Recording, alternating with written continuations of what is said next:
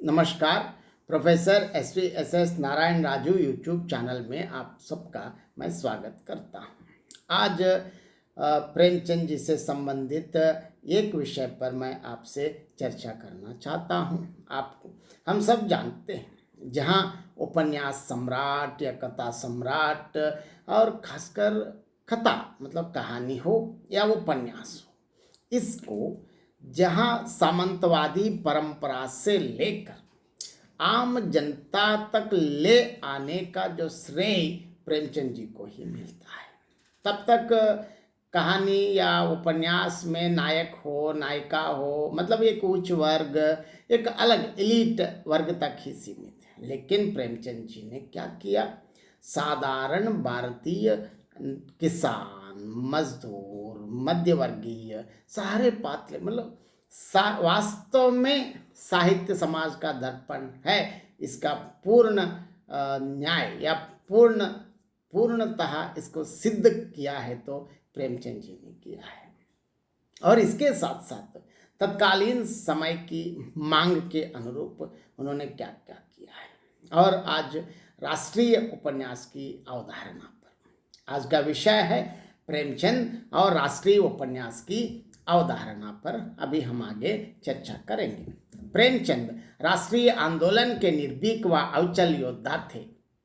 विदेशी सत्ता के साम्राज्यवादी चक्र में दबा पिसा भारत उनकी रचनाओं में बड़े ही मार्मिक ढंग से प्रतिबिंबित हुआ है।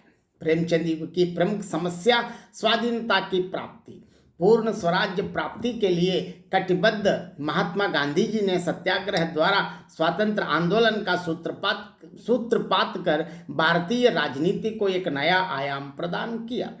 प्रेमचंद भारतीय राजनैतिक जागरण के एक प्रमुख स्तंभ है।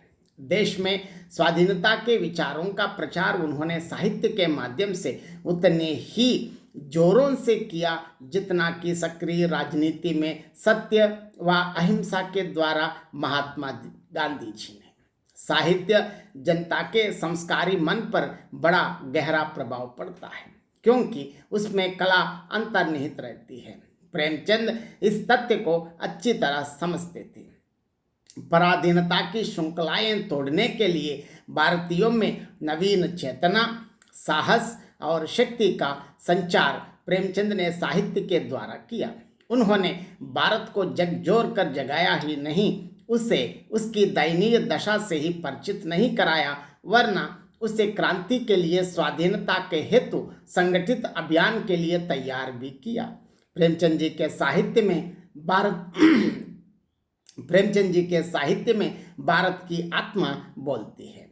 प्रेमचंद जी 1930 के आरंभ में बनारस दास चतुर्वेदी को लिखे गए पत्र में कहा है कि इस पत्र का सारांश, इसमें एक उदाहरण मैं बताना चाहता हूँ। मेरी आकांक्षाएं कुछ नहीं हैं, इस समय तो सबसे बड़ी आकांक्षा यही है कि हम स्वराज्य संग्राम में विजयी हों।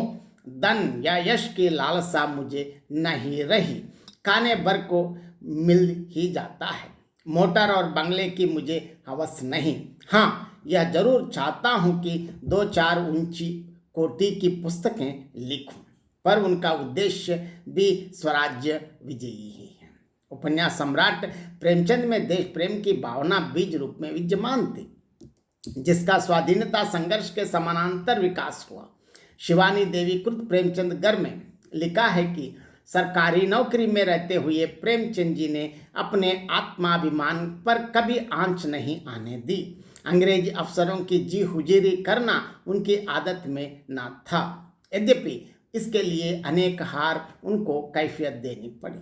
प्रेमचंद जी ने हमेशा जनता की विभिन्न समस्याओं का चित्रण करते हुए राष्ट्रीय आंदोलन में भाग लेने के लिए प्रेरणा भी जगाई। संपूर्ण रचना प्रक्रिया को राष्ट्रीयता की ओर मोड़ लिया।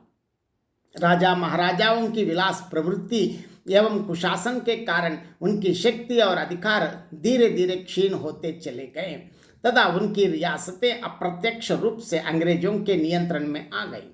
ये पतित कर्मी राजा ब्रिटिश सरकार के अनुचित हस्तक्षेप का विरोध करने के स्थान पर उनके तलवे सहलाने में लगे रहते थे, जिससे उनकी रियासतें बची रहें।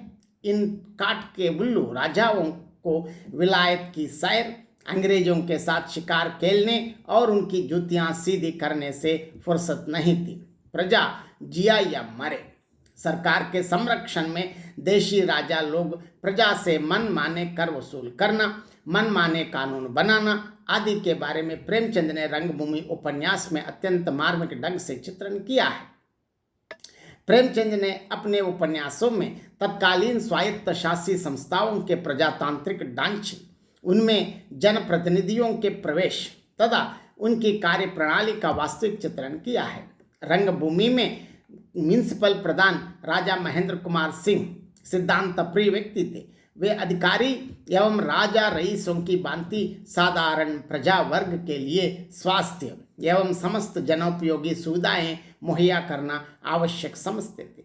सेवा सदन में श्यामाचरण नगर पालिका में सरकार के नामजद सदस्य थे, अतः उसकी नीतियों के खिलाफ जाने की बात सोच भी नहीं सकते थे।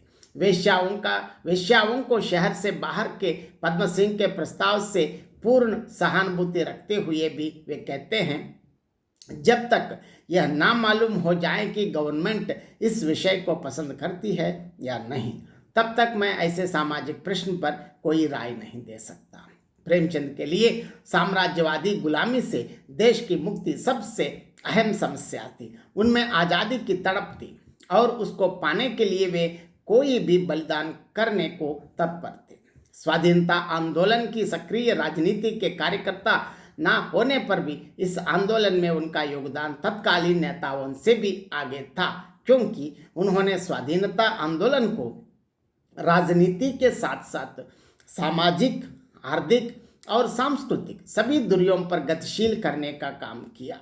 वे हिंदी के प्रथम उपन्यासकार हैं जिन्होंने राजनीति को साहित्य व गतिशील विचारों से जोड़ा तथा उसे देशभक्ति व मानवीय मूल्यों से पूरित मशाल बनाकर जनता का पथ प्रदर्शन किया। प्रेमचंद जी ने राष्ट्रीय जीवन व राष्ट्रीय संबंधों पर महाकाव्यात्मक उपन्यास लिखकर स्वाधीनता आंदोलन के लिए न केवल दर्पण अपितु दीपक का भी महत्वपूर्ण कार्य संपन्न किया है। प्रेमचंद स्वाधीनता को जीवन और पराधीनता को मृत्यु समझते थे। उनकी दृष्टि में पराधीनता सबसे बड़ा पाप और सारे अत्याचारों की मूल थी। उन्होंने स्वाधीनता आंदोलन के समस्त स्तरों को पहचाना और राजनीतिक दासता से मुक्ति को आर्थिक स्वतंत्रता से जोड़ दिया। प्रेमचंद ने अपने उपन्यासों में ब्रिटिश साम्राज्यवाद की शोषणपूर्ण नीति, अंग्रेजी नौकरशाही का आतंकपूर्ण शासन, उसके साम्राज्यवादी स्वार्थ, अन्याय व अत्याचार, अंग्रेजों के पक्षधर जमींदार और पूंजीपति वर्ग के उत्पीड़न और अनाचार, भारतीय ईसाइयों की अंग्रेजों के अंधानुकरण की मनोवृत्ति तथा भारतीय शिक्षित वर्ग का अंग्रेजी शिक्षा व संस्कृति के प्रति लगाव आदि सभी का पर्दाफाश करके प्रतिरोध किया। साथ ही उन्होंने स्वदेशी का प्रचार, सांप्रदायिक एकता का प्रसार, अस्पृश्यता निवारण व दलितोद्धार, नारी जागरण, किसानों और मजदूरों की शक्ति स्थापना के आदर्श आदि सभी मोर्चों का चित्रण करते हुए जनमानस को उद्वेलित कर राष्ट्रीय स्वाधीनता आंदोलन को गति प्रदान की। प्रेमचंद ने अपने उपन्यासों में राष्ट्रीय भावों का चित्रण किया है। रंगभूमि में मिसेज सेवक और कुंवर साहब के वार्तालाप से प्रेमचंद अंग्रेजी राज्य की नियामतों की निस्सारता पर बड़े तार्किक ढंग से वर्णन किया है। कुंवर, जिस राष्ट्र ने एक बार अपनी स्वाधीनता खो दी और फिर उस पद को नहीं पा सकता, दासता ही उसकी तकदीर हो जाती है। मैं अंग्रेजों की तरफ से निराश हो गया हूँ। मिसेज सेवक रुखाई से, तो क्या आप यह नहीं जानते कि अंग्रेजों ने भारत के लिए जो कुछ किया है वो शायद ही किसी जाति ने किसी जाति या देश के साथ किया हो? नहीं, मैं यह नहीं मानता। आश्चर्य से, शिक्षा का इतना प्रचार और भी किसी काल में हुआ था? मैं इसे शिक्षा ही नहीं कहता जो मनुष्य को स्वार्थ का पुतला बनाते। रेल, तार, जहाज, डाक, ये सब विभूतियां अंग्रेजों के ही साथ आई। अंग्रेजों के बगैर भी आ सकती थी, और अगर आई भी हैं तो अधिकतर अंग्रेजियों ही के लिए। ऐसा न्याय विधान पहले कभी ना था। ठीक है, ऐसा न्याय विधान कहाँ था जो अन्याय को न्याय और असत्य को सत्य सिद्ध कर दे। यह न्याय नहीं, न्याय का गोरख धंधा है। प्रेमचंद ने साहित्य के द्वारा देश और जाति में नई चेतना उत्पन्न की। प्रेमचंद जी का साहित्य केवल भारत की स्वाधीनता का ही साहित्य नहीं है, वरना संसार की समस्त पीड़ित, दुखी और शोषित जनता का साहित्य है।